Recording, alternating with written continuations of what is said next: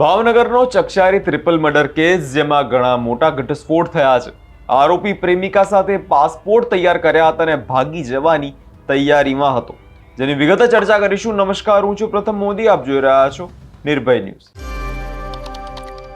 ભાવનગરમાં 5 નવેમ્બરના રોજ ભાવનગરમાં આવેલ કાચના તળાવ સામે આવેલી ફોરેસ્ટ કોલોની પાસે એએસએફ શૈલેષ ખાંભલાએ પત્ની, પુત્રી અને પુત્રની તકિયાથી મોં દબાવીને હત્યા કરી નાખી. જે બાદ આ ત્રણેયને 20 ફૂટ દૂર જે ખાડામાં દાટી દીધા હતા. જો કે આ સમગ્ર મામલો 16 નવેમ્બરના રોજ જે છે બહાર આવ્યો હતો, જેના કારણે સમગ્ર ગુજરાતમાં આપણે જોયું હતું કે રોષ ફેલાયો હતો. હવે આ કેસમાં મોટો વળાંક આવ્યો છે. આપણે જોયું હતું કે શૈલેષ ખાંભલાએ 5 જે ફોરેસ્ટ અધિકારી સાથે પ્રેમ સંબંધમાં હતો. હવે આ કેસમાં પોલીસને વધુ માહિતી મળી છે કે વનકર્મી પ્રેમિકા સાથે ભાગી જવા માટે આ બંને પાસપોર્ટ તૈયાર કર્યા હતા. પોલીસે વનકર્મી પ્રેમિકાની આપણે પહેલા પણ જોયું કે પૂછપરછ માટે તેમને બોલાવી હતી, અવારનવાર પૂછપરછ માટે બોલાવવામાં આવી હતી. જેના બાદ વનકર્મીએ કબૂલ્યું કે પરિવારની હત્યા કરી એ દિવસો દરમિયાન જ તેની સાથે શૈલેષ ખાંભલા સતત કોન્ટેક્ટમાં રહેતો હતો.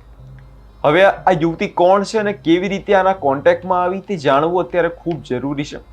તો યુવતીના બેકગ્રાઉન્ડની જો વાત કરીએ કે દાહોદમાં બદલી થઈને એક ફોરેસ્ટ અધિકારી જે છે જૂનાગઢમાં જેનું પોસ્ટિંગ કરાવવામાં આવે છે, જે છે આ યુવતી વનકર્મી. ત્યારબાદ તે ચાર્જ સંભાળે છે, પરંતુ અચાનક જ એ દિવસે એક ખૂબસૂરત વનકર્મી યુવતીને મળે છે. એક બીજા સાથે આ યુવક તે સંપર્કમાં આવે છે.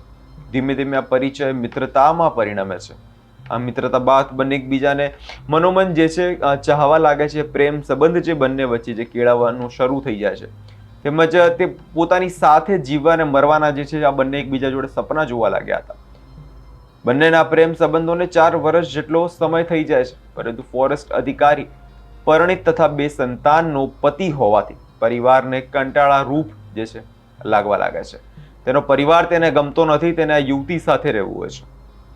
આ કંટાળો કાઢવાની આગલી રાત્રે ફોરેસ્ટ અધિકારી પ્રેમિકાને ફોન કરીને કહે છે, હું કોઈ પણ સંજોગોમાં કોઈ પણ કામ કરું તો તું મને અપનાવીશ કે નહીં.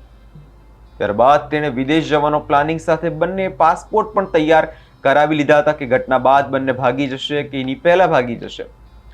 ફોરેસ્ટ અધિકારીના પ્લાન આડે હજુ સુરતમાં રહેતા તેના પત્ની, પુત્ર અને પુત્રી અડચણરૂપ હતા.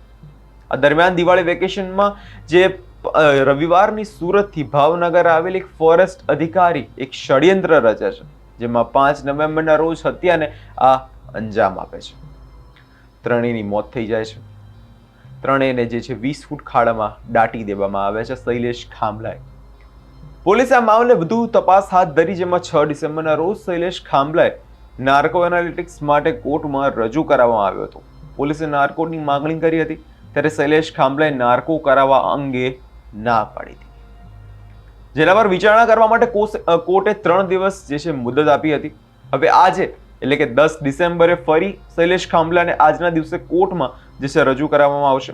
આ અંગે પોલીસે જણાવ્યું હતું કે ભાવનગરમાં કાચના મંદિર સામે આવેલી ફોરેસ્ટ કોલોનીનો આ બનાવ જે છે શૈલેષ ખાંભલાએ જે ભાવનગર પોલીસ સ્ટેશનમાં 7 નવેમ્બરે ગુમ થયાની અરજી કરી હતી. આ શૈલેષ ખાંભલાએ પોતે જ પરિવારની જે આપણે સાંભળ્યું હતું કે ગુમ થયાની અરજી કરી હતી, જેની વિગત એ હતી કે તેની પત્ની, પુત્રી અને પુત્ર તે ગુમ થયો છે.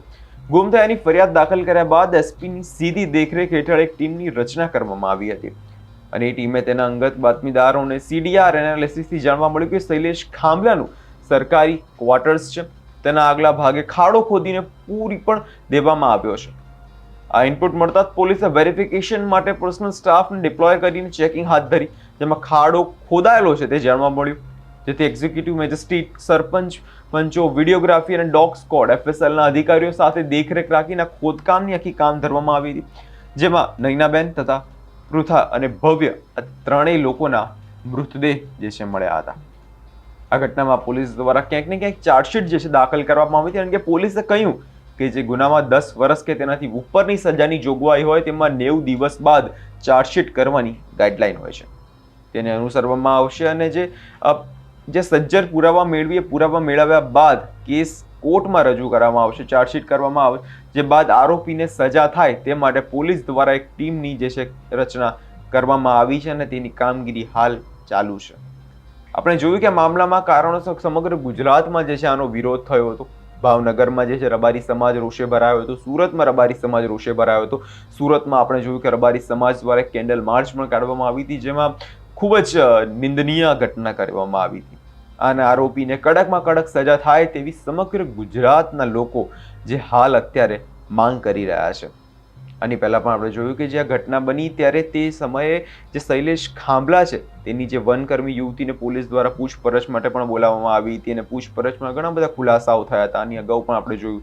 હવે આજે આ ફરી આ આરોપીને આજે કોર્ટમાં જે છે 10 તારીખે આજે રજૂ કરવાનો છે. હવે વધુ કયા નવા ખુલાસા થઈ શકે છે, શું આરોપીને કેવી સજા મળી શકે છે અને શું બહાર આવી શકે છે, તેના પર નજર રહેશે. વધુ અપડેટ માટે જોતા રહો નિર્ભય ન્યૂઝ અને અમારી ચેનલને લાઇક, શેર અને સબસ્ક્રાઇબ કરવાનું ભૂલતા નહીં.